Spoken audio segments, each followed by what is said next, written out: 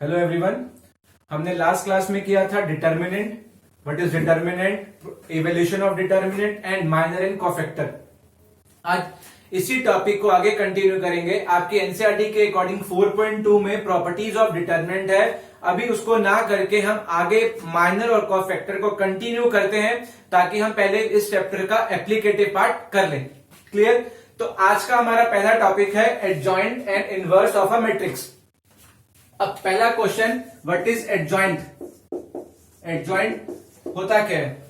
Adjoint बहुत simple है, आपको याद होगा हमने लास्ट क्लास में किया था माइनर और कोफैक्टर। अगर हमें माइनर और कोफैक्टर याद है तो हम बहुत इजीली एडजॉइंट निकाल सकते हैं। अब लेट एज्यूम आपके पास एक स्क्वायर मैट्रिक्स है A denoted by A I J of order N.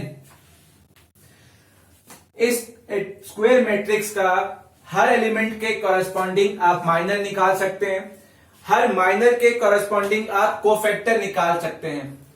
It means अगर इस मैट्रिक्स में n एलिमेंट्स हैं तो n कोफैक्टर आएंगे, हर एलिमेंट के कॉरेस्पॉन्डिंग एक कोफैक्टर आएगा। जब आप उन कोफैक्टर को मैट्रिक्स की फॉर्म में लिखेंगे, मैट्रिक्स फॉर्म में लिखने के बाद अगर आप उस मैट्रिक्स का ट्रांसपोज निकाल लें, ट्रांसपोज का मतलब है रोज को कॉलम बना दें और कॉलम को रोज बना दें, वो जो आउटकम आएगा दैट इज योर एडजॉइंट। तो क्या करना है, आपके पास एक स्क्वायर मैट्रिक्स है जिसका ऑर्डर n है। ऑर्डर n है इसका मतलब अगर ऑर्डर n है तो नंबर ऑफ एलिमेंट्स कितने होंगे? n into n, n square. हर एलिमेंट के कॉरेस्पॉन्डिंग आप एक माइनर निकाल सकते हैं और हर माइनर के कॉरेस्पॉन्डिंग आप कोफैक्टर निकाल सकते हैं। उन कोफैक्टर्स को जब आप मैट्रिक्स की फॉर्म में लिखेंगे, उस मैट्रिक्स फॉर्म को लिखने के बाद जब आप उस मैट्रिक्स का ट्रांसपोज निकालेंगे, मतलब उस मैट्रिक्स को रोज को कॉलम बना देंगे और कॉलम को रोज बना देंगे, तो जो आपका आउटकम आएगा वो आपकी गिवन मैट्रिक्स का एडजॉइंट होगा। क्लियर? और एडजॉइंट को लिखते कैसे हैं? एडजॉइंट को लिखते हैं एडजॉइंट ऑफ मैट्रिक्स ए, जो भी आपकी मैट्रिक्स है। अब देखते हैं एक एग्जांपल से कि हम एडजॉइंट निकालते कैसे हैं।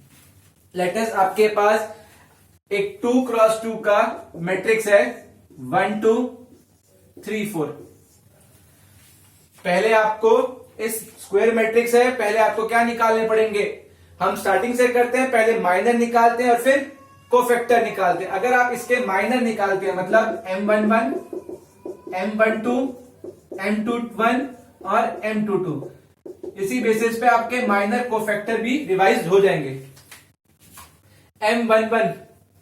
m11 का मतलब माइनर कॉरेस्पॉन्डिंग टू a11। जब आप इसके कॉरेस्पॉन्डिंग माइनर निकालोगे तो जिस रो में है और जिस कॉलम में है उसे छोड़ दोगे तो आपके पास आउटपुट आएगा 4।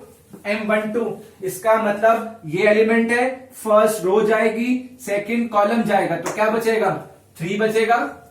m21 इसका मतलब है सेकंड रो जाएगी, फर्स्ट कॉलम जाएगा, इसका मतलब क्या बचेगा? 2 बचेगा। m22 it means this element second row जाएगी, सेकंड कॉलम जाएगा, तो एलिमेंट क्या बचेगा? 1 बचेगा। अब अगर आपको इसके कोफैक्टर निकालने a11, a12, a13 नहीं, a21 और a22, कोफैक्टर निकालने के लिए क्या करना था आपको? अगर सबस्क्रिप्ट्स का सम इवन है तो सेम टू सेम आएगा, अगर सबस्क्रिप्ट्स का सम ऑड है तो साइन को आप चेंज कर देंगे। 1 + 1 2 है तो इटसेल्फ आएगा, 1 + 2 ऑड है तो नेगेटिव आएगा, 2 + 1 ऑड है तो नेगेटिव आएगा, 2 + 2 इवन है तो सेम आएगा। तो इसका एडजॉइंट क्या होगा? Adjoint of A it is equal to a11, a12, a21 और a22 का ट्रांसपोज। a11 4, a12 -3, a21 -2 और a22 1। ट्रांसपोज का मतलब रोज को कॉलम और कॉलम को रोज, तो ये आएगा 4 -3 -2 1।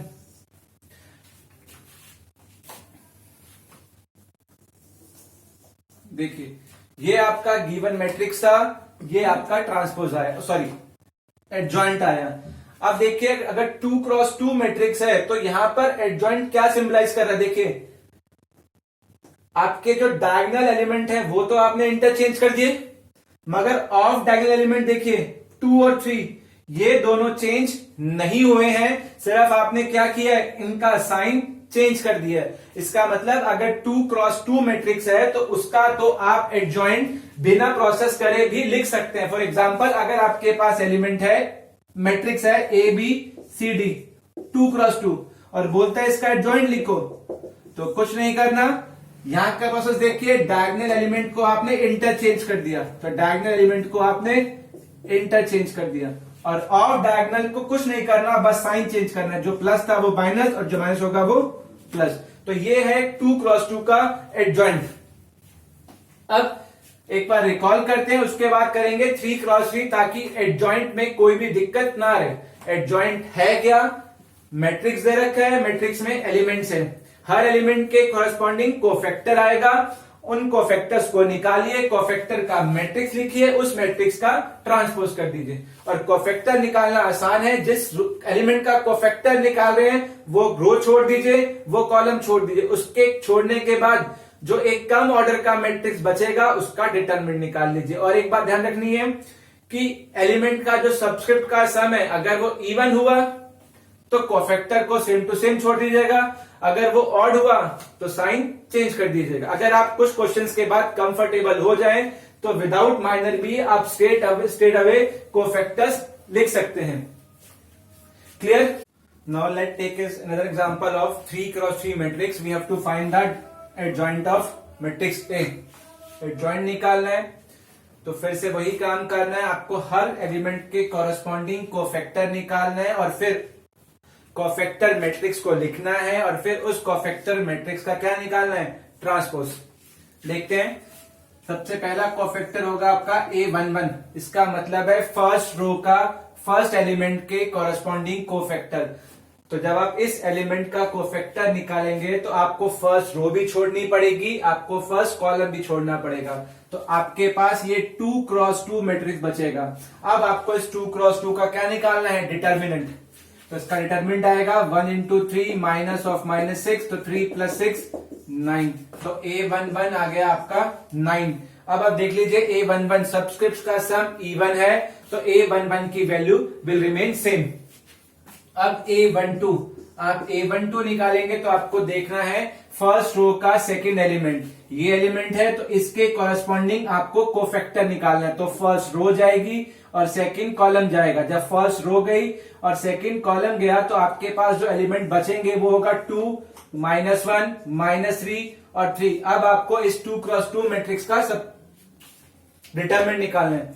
2 3 6 माइनस ऑफ +3 6 -3 3, तो आपका A12 आ गया 3। अब A12 अगर 3 आया है तो 1 सबस्क्रिप्ट का सम है 3 जो कि ऑड है, तो आपको साइन चेंज करना पड़ेगा, तो A12 की वैल्यू आएगी -3। अब A13 क्या होगा, फर्स्ट रो का थर्ड एलिमेंट, तो आपको फर्स्ट रो छोड़नी है और थर्ड कॉलम छोड़ना है, तो एलिमेंट होगा बचेंगे 2 -1 1 2, तो 4 माइनस ऑफ -1, तो 4 + 1 हो गया 5, तो A13 आ गया 5। सबस्क्रिप्ट्स का सम इवन है, इसका मतलब साइन चेंज नहीं होगा। इसके बाद आपको निकालना है A21 का मतलब है आपको सेकंड रो को छोड़ना है, ये रो काउंट में अब नहीं आएगी, और फर्स्ट कॉलम और ये कॉलम नहीं आएगा। जब आपने दोनों को हटाया तो आपके पास एलिमेंट बचेंगे 1 2 और 1 3, तो आएगा 3 - 2 1, तो A21 आ गया 1। सबस्क्रिप्ट्स का सम ऑड है तो साइन क्या होगा, चेंज होगा। इसके बाद A22 का मतलब है सेकंड रो और सेकंड कॉलम, तो आपके पास बचेगा 1 -1 1 3 3 माइनस ऑफ -1 3 + 1 4, तो A22 आएगा 4।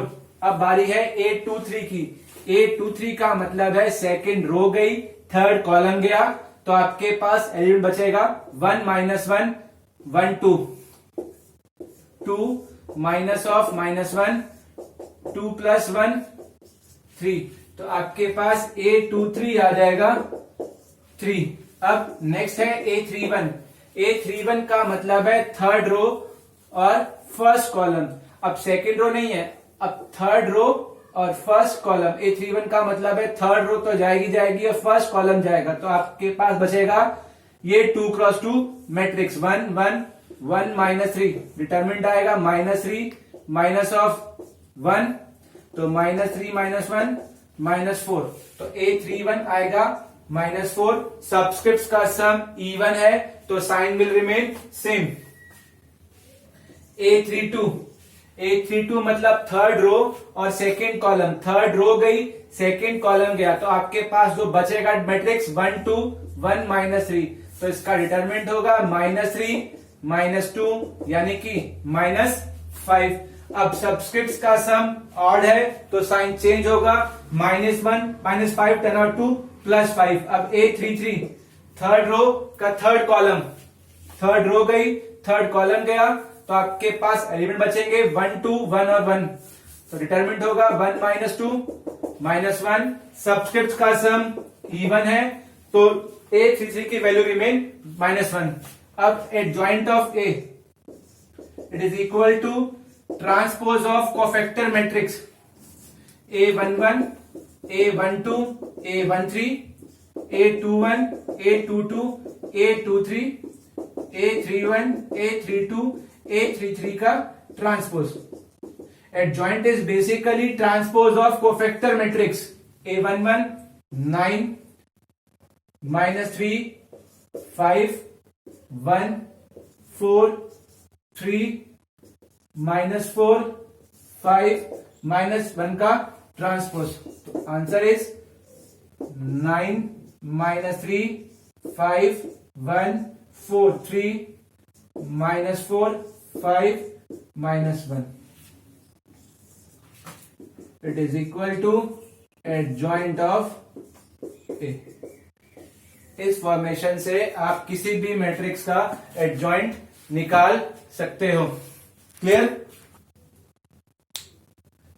देखिए हल्का सा मिस्टेक हुआ, A21 की वैल्यू -1 थी, बाय मिस्टेक मैंने इसको यहाँ पे +1 लिख दिया, तो अगर इसको -1 करते हैं ये -1 तो यहां पर भी क्या आएगा -1, तो ये इसका ट्रांसपोज है 9 फर्स्ट और 9 -1 -4 -3 4 +5 5 3 -1। इस तरीके से आप एडजॉइंट निकाल सकते हैं। क्लियर है? अब इसके बाद हम नेक्स्ट टॉपिक करेंगे, कुछ एडजॉइंट की प्रॉपर्टीज हैं। मैक्सिमम प्रॉपर्टीज हम बाद में डिस्कस करेंगे, पहले हम सीखेंगे किसी भी मैट्रिक्स का इनवर्स निकालना। तो हमारा फर्स्ट टॉपिक होगा इनवर्स होता क्या है।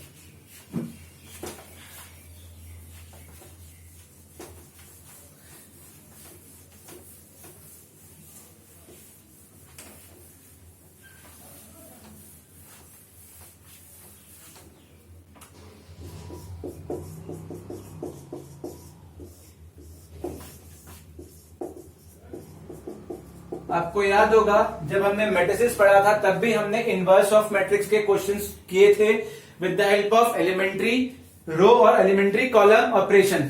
यहां पर भी हमें मैट्रिक्स का इनवर्स निकालना but with another method.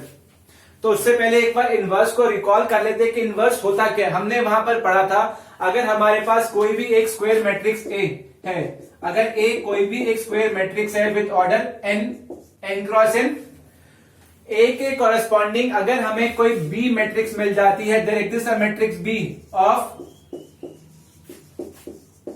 Same order से n। ए कोई भी एक स्क्वायर मैट्रिक्स है, अगर उस स्क्वायर मैट्रिक्स के कॉरेस्पॉन्डिंग हमें कोई स्क्वायर मैट्रिक्स मिल जाती है बी जिसका ऑर्डर क्या है, सेम है, तो such that AB is equal to BA is equal to I of same order n। अगर ऐसा एग्जिस्ट करता है then we say that A is invertible with A inverse is equal to B।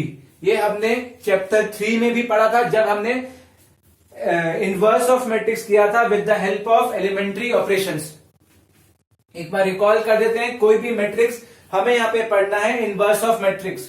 Inverse of matrix तभी exist करता है जब आपकी matrix क्या होगी, स्क्वायर होगी।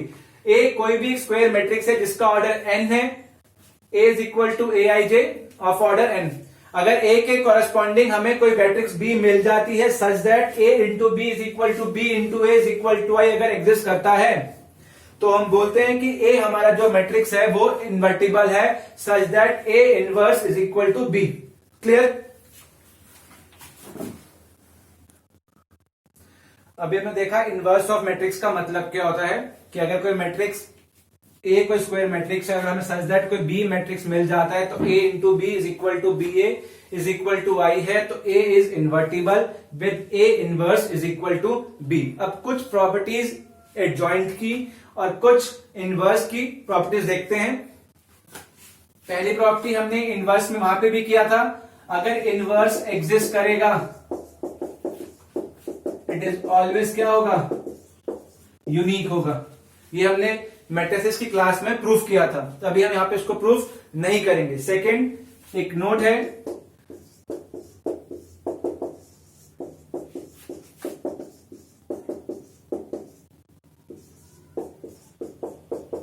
अगर कोई भी मैट्रिक्स सिंगुलर मैट्रिक्स तभी होगी जब उसका डिटर्मिनेंट क्या होगा? जीरो होगा। अगर डिटर्मिनेंट जीरो नहीं है तो हम उसको सिंगुलर मैट्रिक्स नहीं बोलेंगे। Second, A is non singular matrix if determinant of A is non zero. ये दो पे अक्सर 1 मार्क क्वेश्चन भी बन जाता है और इस प्रॉपर्टी को हम आगे भी मैक्सिमम क्वेश्चंस में यूज करेंगे टू प्रूव सम थ्योरम्स। अगर किसी भी मैट्रिक्स का डिटर्मिनेंट जीरो इट मींस वो सिंगुलर मैट्रिक्स है, अगर डिटर्मिनेंट जीरो नहीं है तो वो नॉन सिंगुलर मैट्रिक्स है। और एक प्रॉपर्टी एडजॉइंट की जिसको हम लेटर ऑन जब हम प्रॉपर्टीज ऑफ डिटर्मिनेंट करेंगे तब हम इस प्रॉपर्टी को भी प्रूफ करेंगे with the help of properties of determinant.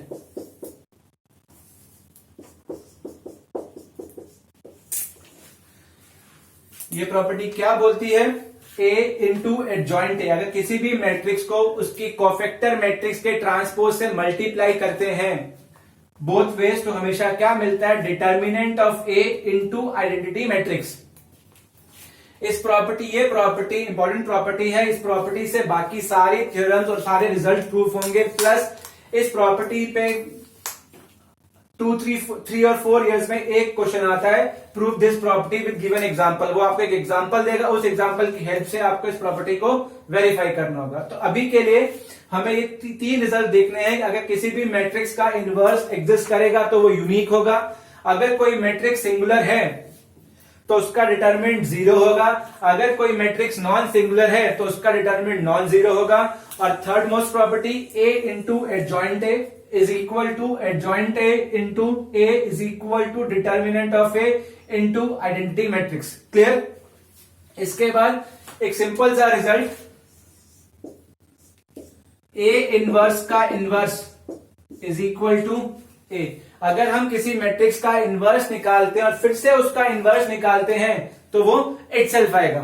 Simple सा रिजल्ट है। अगर मान लीजिए A इज इन्वर्टिबल है, अगर A इन्वर्टिबल है तो हम बोल सकते हैं A into A inverse is equal to A inverse into A is equal to I होगा।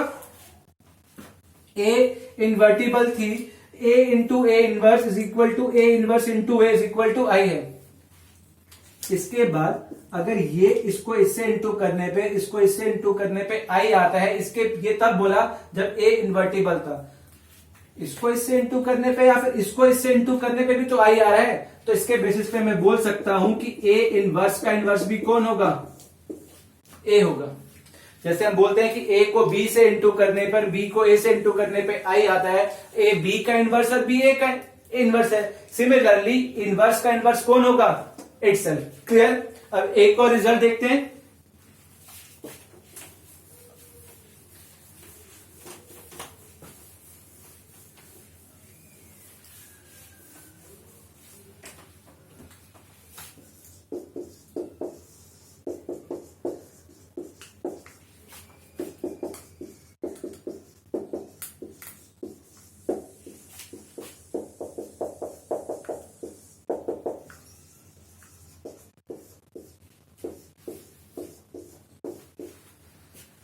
ये एक इंपॉर्टेंट रिजल्ट है। अगर कोई भी मैट्रिक्स इन्वर्टिबल मैट्रिक्स है वो तभी होगी if and only if. If and only if का मतलब बोथ वेज। अगर ए इन्वर्टिबल मैट्रिक्स है तो वो हमेशा नॉन सिंगुलर होगी, और अदर वे अगर कोई मैट्रिक्स नॉन सिंगुलर है तो वो हमेशा इन्वर्टिबल भी होगी। क्लियर?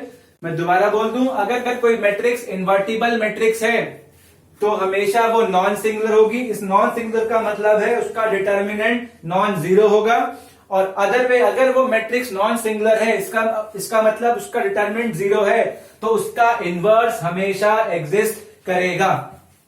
अब इस बात को प्रूफ करते हैं। मैं इस पे इसलिए फोकस कर रहा हूं क्योंकि इस रिजल्ट के बेसिस पर ही मैं किसी भी मैट्रिक्स का इनवर्स निकाल सकता हूं और फॉर्मूला बना सकता हूं कि इनवर्स निकालने का फॉर्मूला क्या होगा। अब first way, assume A is invertible. अगर ए इन्वर्टिबल है इसका मतलब कि एक मैट्रिक्स एग्जिस्ट करेगी बी सच दैट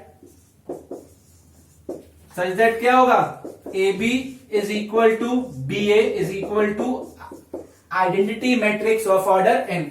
इस पर तो कोई डाउट नहीं होगा क्योंकि हमें बहुत बार देख पढ़ चुके हैं। इसके बाद apply property of determinant of A B is equal to determinant of B A is equal to determinant of I n. Using property of determinant, अभी समझ लीजिए प्रॉपर्टी क्या होती है, लेटर हम इसको प्रूफ करेंगे। तो क्या होगा, determinant of A into determinant of B is equal to determinant of I N. I एक आइडेंटिटी मैट्रिक्स है, आई एक आइडेंटिटी मैट्रिक्स है, डायगोनल एलिमेंट सारे 1 1 होंगे तो इसका डिटर्मिनेंट हमेशा 1 आएगा। Determinant of A into determinant of B is equal to 1। दो नंबर का डिटर्मिनेंट अगर 1 है, दो नंबर का प्रोडक्ट अगर 1 है तो इसका मतलब है कोई भी नंबर 0 नहीं रहा होगा। अगर कोई भी नंबर 0 नहीं रहा होगा इसका मतलब डिटर्मिनेंट ऑफ ए क्या होगा, नॉन जीरो होगा। अगर determinant of a non zero होगा तो ए को क्या होना पड़ेगा, it means A is non singular. इसका मतलब हमने प्रूफ कर दिया अगर कोई मैट्रिक्स इन्वर्टिबल है तो उसका डिटर्मिनेंट हमेशा नॉन जीरो ही होगा। क्लियर? अब अदर वे देखते हैं, let A is non singular. अगर ये नॉन सिंगुलर है तो इसका जो डिटर्मिनेंट है वो नॉन जीरो होगा। अब मुझे क्या प्रूफ करना है, अब मुझे प्रूफ करना है कि ए क्या है, इन्वर्टिबल है। अगर ए इन्वर्टिबल है तो मुझे कुछ इसको प्रूफ करना होगा, यही प्रूफ करना होगा।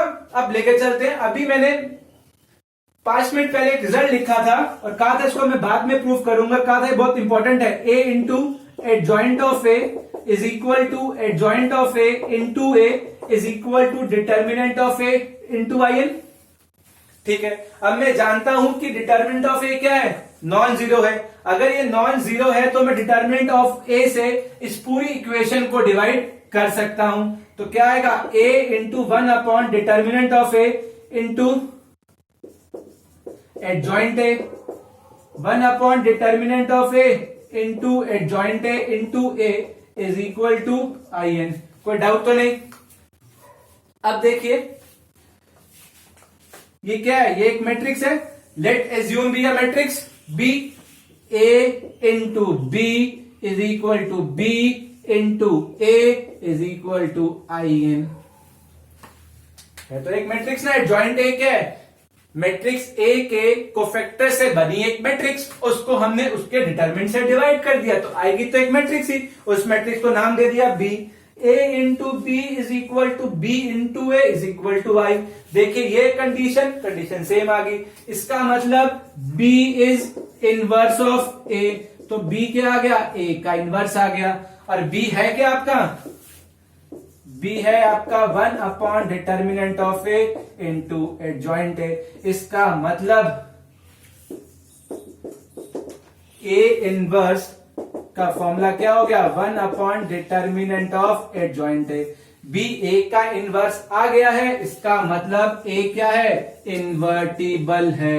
ए का इनवर्स एग्जिस्ट करता है, यही मुझे प्रूफ करना था। और ए का इनवर्स क्या आ गया, 1 upon determinant of A into adjoint of A. यही फॉर्मूला आप आगे के क्वेश्चन में यूज करेंगे, क्योंकि फॉर्मूला कैसे बना ये मेन है। अब रिजल्ट को रिकॉल करते हैं, क्योंकि अब हम इसके बाद एक क्वेश्चन करेंगे कि इनवर्स निकालना कैसे है। तो पहले एक बार रिकॉल कर लेते हैं कि ए इन्वर्टिबल मैट्रिक्स है तो उसका वो हमेशा नॉन सिंगुलर होगी, इसका मतलब उसका डिटर्मिनेंट 0 होगा। अब हमने अभी तक सिर्फ ये देखा कि एडजॉइंट होता क्या है, चाहे वो 2x2 हो और 3x2 हो। Adjoint is basically transpose of cofactor matrix of any matrix. उसके बाद हमने इनवर्स देखा और कुछ इनवर्स की प्रॉपर्टीज देखी, और फिर हमने देखा ये ए इनवर्स का फॉर्मूला है 1 upon determinant of A into adjoint of matrix. Clear?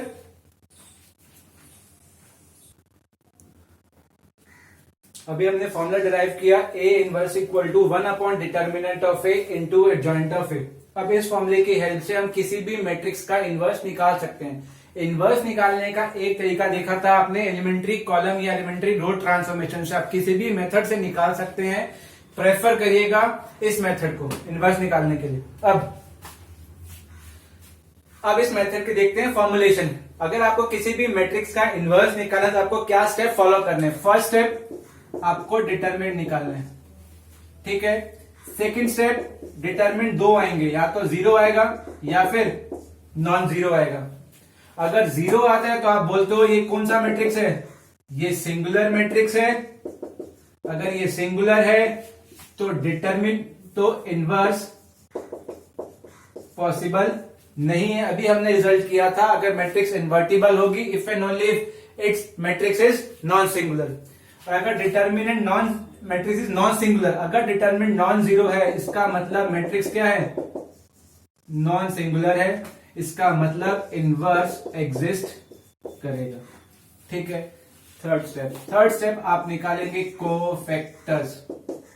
निकालने आते हैं, रो छोड़ी कॉलम छोड़ा। फोर्थ स्टेप फिर आप निकालेंगे एडजॉइंट ऑफ ए, कोफैक्टर जो मैट्रिक्स आएगी उसका ट्रांसपोज कर देंगे। और फिफ्थ और last step A inverse is equal to 1 upon determinant of A into adjoint A. इस प्रोसेस की हेल्प से आप किसी भी मैट्रिक्स का इनवर्स निकाल सकते हैं। अब हम इनवर्स निकाल तो रहे हैं, एक क्वेश्चन देखेंगे वहां पे हम इनवर्स निकाल भी लेंगे, मगर इनवर्स का जो प्रैक्टिकल यूज आएगा वो आएगा for solve the system of equation, वो हम नेक्स्ट पार्ट में पढ़ेंगे। क्लियर? अब हम एक एग्जाम्पल देखते हैं, उस एग्जाम्पल की हेल्प से हम समझ जाएंगे कि क्या हमें प्रोसेस करना है और क्या कैलकुलेशन है। तो हम एक क्वेश्चन करते हैं 3x3 मैट्रिक्स का, जिस क्वेश्चन की हेल्प से हम इनवर्स की फॉर्मेशन को चेक करेंगे। तो आपका क्वेश्चन है 3x3 का। फर्स्ट रो है 8 4 2, सेकेंड रो है 2 9 4 और थर्ड रो है 1 2 8। ये मेरा मैट्रिक्स है ए। मुझे इसका इनवर्स निकालना है, तो मेरे पास सिर्फ 5 स्टेप है। पहला स्टेप डिटरमिनेंट निकालूंगा, दूसरा स्टेप मैं चेक करूंगा डिटरमिनेंट 0 है या नॉन 0 है। 0 हुआ तो बोलूंगा मैं इनवर्स निकालने के काबिल नहीं हूं। नॉन 0 आएगा तो आगे प्रोसीड करूंगा।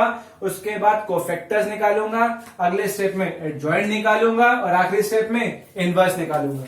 तो स्टार्ट करते हैं विद किससे? सबसे पहला स्टेप डिटर्मिनेंट हम किसी भी रो किसी भी कॉलम के नाम निकालें, डिटर्मिनेंट में फर्क नहीं पड़ता है। तो अब डिटरमिनेंट निकालते हैं फर्स्ट रो के नाम। 8 लिखा, याद रखिएगा डिटरमिनेंट निकालने का तरीका। अगर सबस्क्रिप्ट 1 है, सबस्क्रिप्ट इवन, सबस्क्रिप्ट का सम इवन है तो साइन विल रिमेन सेम, और अगर सबस्क्रिप्ट का सम ऑड हुआ तो साइन को हम चेंज कर देंगे। यहां पे 1 + 1 है, इवन है, साइन चेंज नहीं होगा। 8 लिखा, रो छोड़ा, कॉलम छोड़ा। मैं इन बेसिक चीजों पे इसलिए फोकस कर रहा हूं ताकि अगर एक बार बेसिक क्लियर हो जाए तो क्वेश्चन जो मर्जी कर सकते हैं आप लोग। ये कितना आएगा? 9 8 = 72 -8। नेक्स्ट 4 है, एलिमेंट 1 2 है, 1 2 का मतलब सम 3 है, साइन चेंज होगा तो -4। ये रो छोड़ा, ये कॉलम छोड़ा। 2 8 = 16 -4 प्लस A13 सबस्क्रिप्ट्स का सम इवन है, साइन चेंज नहीं होगा 2 ये रो छोड़ा, ये कॉलम छोड़ा, तो 4 minus 9 8, 72 minus 8 64 minus 4 into 12 plus 2 into minus 5 512 minus 48 minus 10 512 minus 58 12 में से 8 गया 4 454 not equal to 0। It means inverse exist करता है। अगर ये 0 आता तो हम बोलते कि इनवर्स एग्जिस्ट नहीं करता। इसके बाद डिटरमिनेंट आ गया, सेकंड स्टेप हो गया। अब थर्ड स्टेप क्या है आपका? कोफैक्टर, यानी कि A11 A12 A13 A21 A22 A23 A31 A32 A33।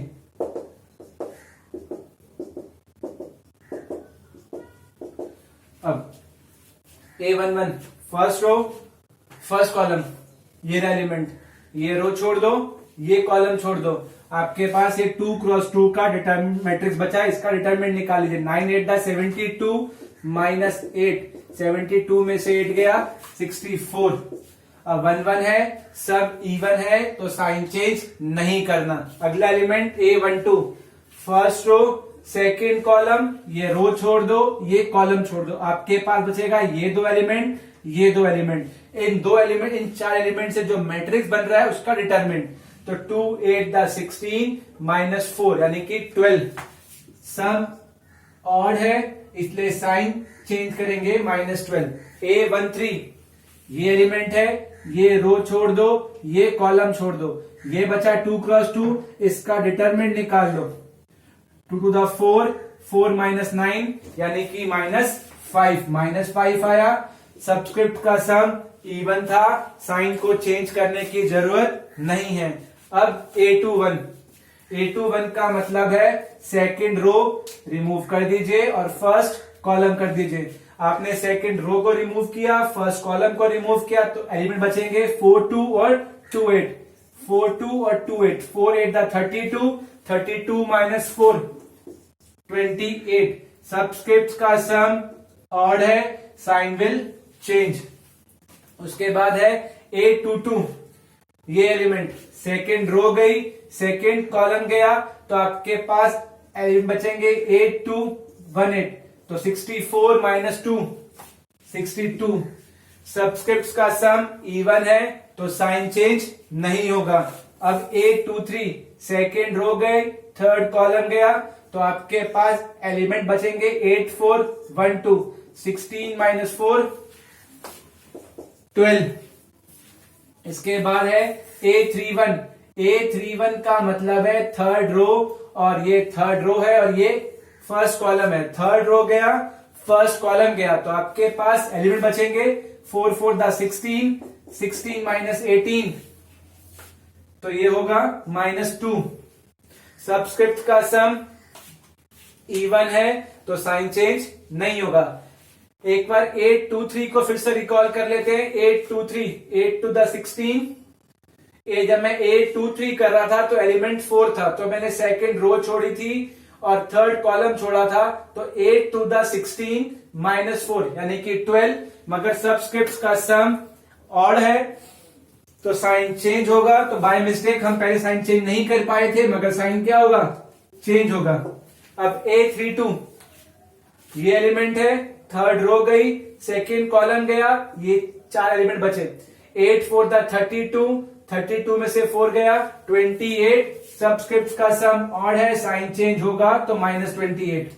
A33 third row third element, ये रो कॉलम गया, ये रो गई, ये बचे चार एलिमेंट। 8 9 72 में से 8 गया, अगेन 64। आई थिंक को फैक्टर में तो अब कोई गलती होगी नहीं। इसके बाद बस को फैक्टर निकालते वक्त आपको ध्यान रखना होता है, अगर सबस्क्रिप्ट का सम इवन है तो सेम टू सेम, अगर ऑड है तो साइन चेंज कर दो, या फिर 3x3 में plus minus plus minus plus minus plus minus plus, plus का मतलब सेम और माइनस का मतलब साइन चेंज कर दो।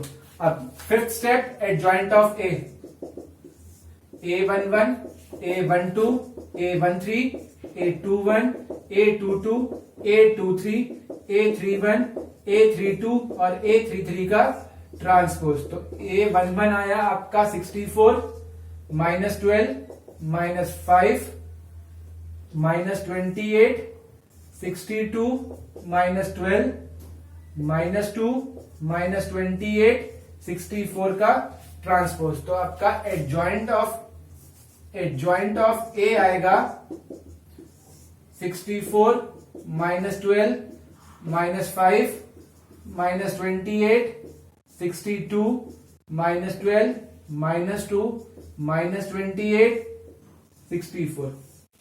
अब last step, which is equal to A inverse is equal to 1 upon determinant of A into adjoint A। तो determinant था 454 और एडजॉइंट A की value 64 minus 28 minus 2 minus 12, 62 minus 28 minus 5 minus 12, 64। ये है किसी भी मैट्रिक्स का इनवर्स निकालने की फॉर्मुलेशन। क्लियर?